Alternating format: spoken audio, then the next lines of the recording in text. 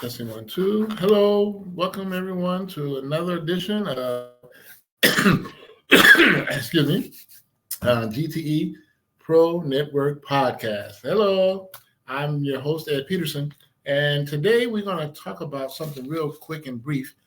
Today, basically, we're talking about maximizing your online presence with your website and how to prepare your website. Um, Global Touch Enterprise is the name of my company, and I do web design and marketing and the marketplace, and been doing this since 2008, and had a good time to help a lot of startups and entrepreneurs, churches, nonprofit organizations, and local businesses across the country to build and grow their network in the area where they do business. And so this is one of the great opportunities that I'm really excited about, that I get a chance to teach and share information that's going to help them grow and build a legacy for themselves. And when you look at that today, we talk about a lot of opportunities out here that you can be a participant in, and making sure that everybody understands exactly what it is you do, and what is the purpose of you doing what you're doing, and then making sure that you have everything that you need to grow your network, your business, your brand, and making sure that you have all the necessary tools in place to build with, becoming a wise master builder, so that way you can continue to grow and help others in the process in your community where you are. And so this is a great opportunity for you to really maximize the moment. And as we close out 2024, we are now in the ninth month of the year, September, and we have to make sure that we are tuning in as we look at for the next 90 days. Now, I do a 90-day run on a regular basis because it gives me an opportunity to really look at what's relevant in the marketplace, and also to kind of just keep my ear to the ground, and to what's going on in the marketplace, and making sure that the customers, the consumers, are also sharing their thoughts and insights to things that they want to see in the marketplace. Again, we have to pay attention to what's relevant and what the average consumer is going to be looking at and looking for. So if you're a business that has products, or you're a service business, or you have both, then you want to make sure you tune in to what's relevant with your consumers, your customers. Are you getting feedback from them? Are you regularly putting on your website updates and educational information that's going to help them help you? And so you want to look at all of these bases when it comes to that. And the importance of a future ready website. I say this all the time because I share this with a lot of my clients and customers, and a lot of entrepreneurs across the country. When they talk about web design and websites now, it has changed, and it's getting more and more advanced. And as we get ready for decentralizing everything now, it seems like that's the way to go. Everybody's in tune to that. Most of everybody's in tune to that. But most importantly, your website has to represent who you are. It has to be an extension of yourself and what you're doing in the marketplace, and reaching your customers, getting feedback, sharing information and ideas, making it more personable for people to go on your website, look at what you do, and grow it. And then be on the different platforms on social media, doing the search engines, SEOs or AdWords and keywords, to basically be pulled up on the listings, events that you may host. And then understanding the 5 Ps of marketing. If you guys get this, ladies and gentlemen, you will be successful. It's all about the people, the product, the price, the place, and the promotion. And the more you stay focused there, the stronger you get, the better you are. And you get a chance to look at where people are looking to grow and to help you grow on a regular, consistent basis. And so we look at tips and we look at tools on a regular basis. Well, Ed, what do I do to basically get my business off the ground? I'm a new startup. I don't have a lot of capital, but I want to grow like everybody else. And today, everybody thinks you have to have all this massive money or income or capital to really grow a business. Well, if you look at today, there's been tests and it's been proven, if you study, if you understand your industry, what industry you're desired to be in or you're working to go towards, then you want to understand that industry. You want to learn that industry. You want to learn what makes it tick, what's different, and what your competitors are doing or not doing. And once you understand the flow of a thing, then it's easy for you to participate in it. But if you don't understand it, then it's going to be difficult. It's going to be hard. And sometimes we don't get a chance to read, to study, to show ourselves to be approved, to make sure that we understand what the consumer is looking for, what they want. As a consumer yourself, you know what you like, you know what you don't like. You don't want the pushy people, the people that's more aggressive and you buying something that you don't want or need. And so you want to kind of get to the point of the matter. And that's basically satisfying what I want to get done and what I want to have today. So basically, this is going to be a good tip for you all to really grasp hold and make sure that you get this down and write it down, please. Tip number one, ensuring mobile first design and mobile friendly websites, because everybody uses their cell phones more than anything today, as you know. So if your website is not mobile friendly, then you're missing the point. By now you should have that, because it's automatically built in most of these sites that you see today. They are mobile friendly. If you have a brick and mortar location and you don't have a website, you can get on. That's going to help you reach more people across the country. Now, the part about it, though, everybody talks about shipping costs or shipping or how that work that or doing fulfillments, things of that nature. It's a big headache, right? Well, not necessarily. It depends on what system you have in place. Remember, systems save yourself time, energy, and money. And the more you stay focused on the system that you create and put in place, the easier it is for you to navigate through things. And I come from manufacturing, working from Zenith Electronics, Motorola, and Hewlett Packard. So up north in Chicago, where I'm from originally. But being down here in Houston, Texas, I got a chance to work with a lot of different businesses across Texas, and basically to see exactly what makes them tick. Even back home in Chicago, where I'm from, same principle rule apply. And no matter where I'm at across the country, working with different businesses across the country, and I'm in 8 states right now currently, I want to make sure that we get the information that's necessary for growth. Putting out there something that's going to be relevant, sustaining, and also duplicatable. That is going to be your key. It has to be duplicatable, meaning that I use my customers basically are my runners. I share with them, educate them, and get them the insight, and they refer people to me based on the work that I've completed for them, the marketing campaigns I put together, and then I'm educating them on how to grow their own business within the realms that they understand. And then what team of people do you have around you? You know, together, everyone achieves more, and you want a good team of people, more leaders in your group, that way can help you build you up and grow. Now, if you have that, then you're good. If you don't, then you're going to have to start building towards that. And so next step on the website, if you talk about growing and basically building and understanding the changes that has taken place in 2024 with web design, marketing, and all these different things, and then social media, and then you have these other platforms. Of course, everybody thinks that, well, I need somebody to help me do that. I can't do all this myself. I have to stay focused on the core business. Yes, you do. You need a team. Again, a team.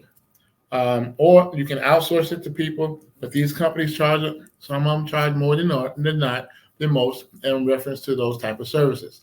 But if you can do all that in-house and you have a great team of people with you, then you can build it a lot faster that way. So you want to make sure that whatever your business name is that you came up with concept, you have a business plan, a marketing plan, an online plan, website plan, all these different details, social media, all of these different things that you're going to need to grow your network, to grow your business. You want to make sure you have all that in place. And you have to look at your map, your blueprint. What does your blueprint look like when it comes to your business? Have you created one? Do you know how to start that? And do you know where you want to go with your business? And what part, again, part of the key concept of it is, what industry do you want to work in? What's relevant right now? And what industries are growing? what industries are not growing. So you want to look at all of these different factors today because, again, there's a lot of things that's changing in 2024. As we go move into 2025, same principle rule will apply. So tip number 2, updating your SEO strategy, which is search engine optimizations. You want to make sure you have all of that listed based on the key principle of what your business is all about. Now, I built websites for roofing companies, cleaning companies, restaurants. I have chiropractors. I have a lot of different industries, right? Different companies in different industries that I build websites for, nonprofit organizations, churches. So everybody is looking at what is relevant today.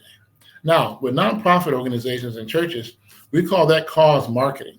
And so we would have to put together something that's going to be for cause within the community, to support in the community, of fundraising, of things that they need to donate, things that's going to be relevant to help the purpose of the cause that they're providing. And so we want to get that into play. So how do we do that? Well, we make sure that, one, we have the information posted out there, digital flyers, physicals as well. And then we also point them to the website where they can go online. And you have to guide your people, and you have to give them some direction as to what they want, what you want them to do when they go to your website. Giving direction is key. Education, of course, of why they're doing it is key. And so you want to have that. So when you're doing search engine optimizations, you're putting together different factors that's going to be core to your business and letting them know exactly what the purpose is. And if somebody go in there and search for a particular title, say, for instance, I need a cleaning company, and then, of course, your information will pop up. Now, Google is always good. You got Yahoo and Bing. And so, you want to kind of be on those search engine platforms where people can do that. So you can submit your website, your domain name for free onto those search engine platforms. And so when it comes to that, then you want to also look at AdWords and keywords that's going to be relevant to your company, your business, and what you want to do. And so once you get that information out there, then you got to keep flooding the gates with that. You got to keep being consistent.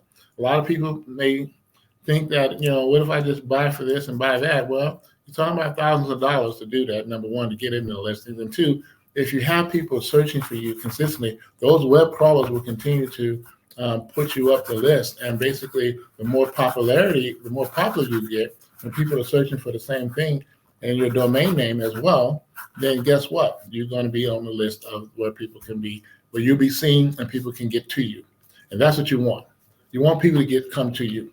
And so when you look at all these opportunities that I'm talking about today, and reference in retrospect, you want to kind of keep things in as simple and as easy as pie. I like pie. So you want to keep it simple. And the basic of that is making sure that you have all that you need in reference to your site, and making sure that your website is, of course, presentable, easy to navigate, and that you give them the directions in which you want them to do. So you want to kind of do a responsive kind of design website. It has to be responsive. When you have a responsive website, it gives you more of activity when customers or people that are just searching be able to navigate and start going on there and putting together things that they're looking at. Questions you may want to ask them. Probing questions, things that they have to fill out, a form, or just submitting a mailing list, being a part of a subscription to a mailing list, or subscribe to this or that. So all these things is a database that you created on your website, because your website is a database. It can be so, where you keep track of all your customers and everybody who inquired about certain things about your business. And so you have that information. And now, as you continue to grow that information, now you can send them information, prioritizing what their needs are and being specific, tailor-fitting what it is that they're looking for, so that way you can be relevant in sharing that information and giving that information to them. And the more you stay focused there, ladies and gentlemen, the better you come out. Now, we also talk about security, web security. You don't want somebody hacking into your stuff. So you want to make sure that you have your SSL, secure socket layer, in place, and then it's encrypted. All of that. It's a certain thing you have to do as an owner of a website. And most designers will give you that information and how to get that started and all that. But the goal is to secure your customers' information, privacy information. But all that's got to be listed and noted on the website. You got to make sure that everything is listed properly, so that way people can trust you that you're going to keep what they've entered on your site secure. Okay, so you want to focus on the experience that they have when they go to your website and give you feedback. The experience is always key, ladies and gentlemen. So if you look at all these online companies now that's just popping up like clockwork. I mean, they're popping like popcorn right now. I mean, every term I get, every week I see a new company popping up, and they're mostly not even from the United States. They're mostly foreigners. And so when you look at all these opportunities of global markets that's coming into the United States or trying to sell to the U.S. in reference to all of these things, you want to look at that too. Now, like you got companies like Temu and all these other companies out there, and most of that stuff, I'm gonna be honest, ain't worth two dead fly smash. And it's cheap materials they're using. And so that's why let me share this, ladies and gentlemen. The United States have the best manufacturing practices globally. I'm gonna say that again. I come from manufacturing, so I know this. The United States have the best manufacturing practices globally. That's why countries come to us when it comes to products and services that we provide.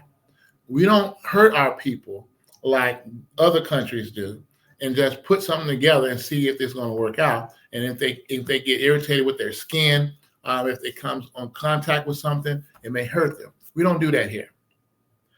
You best believe OSHA and all the rest of these federal companies we have in play, they're there to watch, the watchdogs, and they're watching everything, basically. But, looking at what we can do, and I love the fact that what's made in the U.S. stays in the U.S. And we have the best thing smoking when it comes to that. And I want us to appreciate that. As those who have been in manufacturing, those who have built things here in the United States, they understand that. We understand that. And so we want the best practices given when it comes to that. That's why countries deal with us more than anybody. Especially on levels like that. And so when you look at the iPhones, you look at all these different companies out there that's manufacturing, Motorola, which is made here. And we have a lot of old companies that we had from the inception. But we have to look at what's relevant today. What's going to make sure that we're doing our part to get the message out, to get the work out, so people can get a chance to participate with us. So you want to make sure that when you look at the new wave of things, artificial intelligence, AI, it's a good thing. And we have a lot of opportunities what we use in the chat GPT. So all these things that's out there today, script writing and all this other stuff, you want to make sure it's going to be something productive for you and what you're representing in your business. And again, if you're buying products and services, if you're a product company, you can outsource it. You can do that. That's fine. But you want to kind of partnership with other companies, other manufacturers in the U.S. that's going to help you grow it. Now, you can go outside that too and do it that way as well. Nothing wrong with that. But you want to kind of look at whatever product you're providing, that you're in the marketplace, that you're going to be the supplier of that. And believe it or not, the manufacturers set the tone in the marketplace anyway. The retailers are nothing but distributors for the manufacturers. The manufacturers make the products. Now we can white label it, we can franchise with it, and we can turn it around into our own thing. But nonetheless, it's the way it is, and that's relevant today. So you have to understand the marketplace and understand exactly who the big players right now, what's happening right now, what manufacturers are doing what, and especially in the wireless industry, which is growing consistently. You have all these different industries that's constantly growing every year, and it's relevant today. It's essential. So with these relevant industries that's really happening right now, health and wellness is growing like clockwork. People getting tired of the illness and the side effects of medications and all that good stuff and all that stuff. So you want to kind of tune it down to what's really fit for you, what you believe, what your belief system is, and what your principles are, and what you believe that you want that's going to help you. And we should write our own ticket.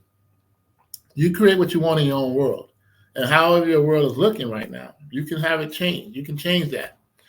So it's always good to note that when you're building a network, building a business or brand, that you want to kind of keep that legacy going. It's family values, system values, humanity values. We're not trying to hurt the average American. We're not trying to hurt the average person, our neighbors, or anything like that. But we want to kind of come together and get some thoughts together and help each other grow in the communities where we are. So that way nobody lacks in the community. That's why I believe in my heart of hearts that we talk about bridging churches, nonprofit organizations, and local business together in the community where they are, so nobody lacks anything within that community. And that's where it should be, across the country, right? So when you look at that, you want to keep with the emerging web technology, what's relevant in web design, what's relevant in getting the message out. You can add we call web commercials, mini snippets of a commercial that you can put together on your website, videos, of course, product snippets of the product that you're introducing or describing so people can understand, especially if it's new in the marketplace and nobody understands or know what it is. So you want to, again, keep the education level up. The goal is to keep your education level up with your consumers, with your customers, and with your people. And, what I love about what manufacturers do is that you can buy anything now direct from the manufacturer. You don't have to deal with the retailers. Not really. Not today. Back then, you dealt with that. But now the manufacturers have their own websites, their own stores, brick and mortar as well. Apple has a store. Samsung has a store. So, you can go direct to them. You can get unlocked devices if you want to go that route, though you can travel around the country. SIM cards is obsolete. No more SIM cards. That's embedded now, or embedded SIM cards, or eSIMs. That's the new thing. And so you want to look at what's, again, evolving and changing. Believe me, the manufacturers think 20 plus years out. They already know what's going to happen 20 years from now, based on the technology that they built 20 years ago. When I came from Zenith Electronics, the TV manufacturer, we already knew that the cathode ray tube was going to be obsolete. Yeah, it was obsolete. So they changed the picture tube. Now we have a whole different level now. They spin flat screens now, right? You go up to 75, 80 inches, 100 inches. But the goal is technology. When Motorola first came out with the pagers, that was cool. We had to go to a payphone. Ain't no more payphones. That's gone. All the payphones are out. And now we got cell phones we call smartphones. And now they've gotten even smarter. We remember the car phones when they had it? And back in the day, we had a little casing with it. And we did that. That was in the 90s. And look what happened. That's gone. So what's relevant today, ladies and gentlemen? We want to go back to the old technology? No, we're not going back. We can't go back. It's old. And then people get upset and say, well, why do they keep changing this and changing that? Because it's relevant. It's going to enhance the end user and making sure it's more convenient for them to do what they normally do without having to deal with a whole lot, right? Like the job market. Well, believe me, I know everybody hate this, but the job market, you got one person doing 5 people's job. Now, is that right? No, but it is what it is. But here you go. You have to find in your niche as a business owner, as an entrepreneur, what you want to go with this and how far you want to get there based on your information and knowledge and understanding in the marketplace. And co-oping is key. I don't partner with anybody. I co-op. Co-oping is key. Okay. So if you look at that, you're going to come out a lot better. So again, ladies and gentlemen, this is an opportunity for us to understand how to build your business, your brand, embracing inclusivity and accessibility. We got to do that. It's a must. It has to be. So if everybody's listening to this tune, they'll be able to share and say, well, you know what, that makes sense. Well, look at where you are. Look at where you want to go. As now we're going into the election season, of course, November 5th. Everybody want to make sure you vote and all that. But your goal is to make sure that you represent what it is you want to see in the marketplace as a business owner. Where you want to go. You put your own stamp on that.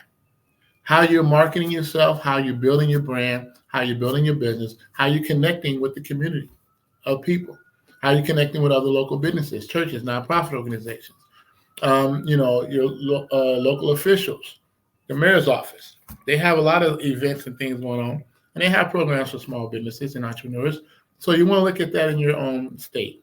So I'm in Texas. I'm in Houston.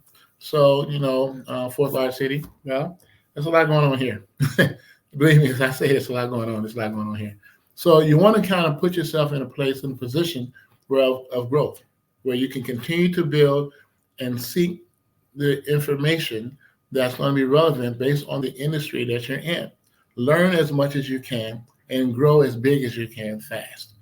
And for that, ladies and gentlemen, this is the end of my talk. I'm glad you guys had a chance to tune in to the GTE Pro Network podcast. My name is Ed Peterson.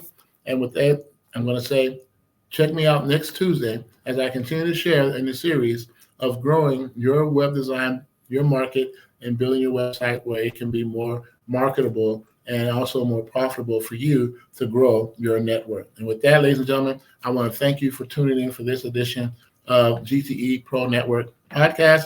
My name again is Ed Peterson, and I'm signing off, and you have a great afternoon. Take care.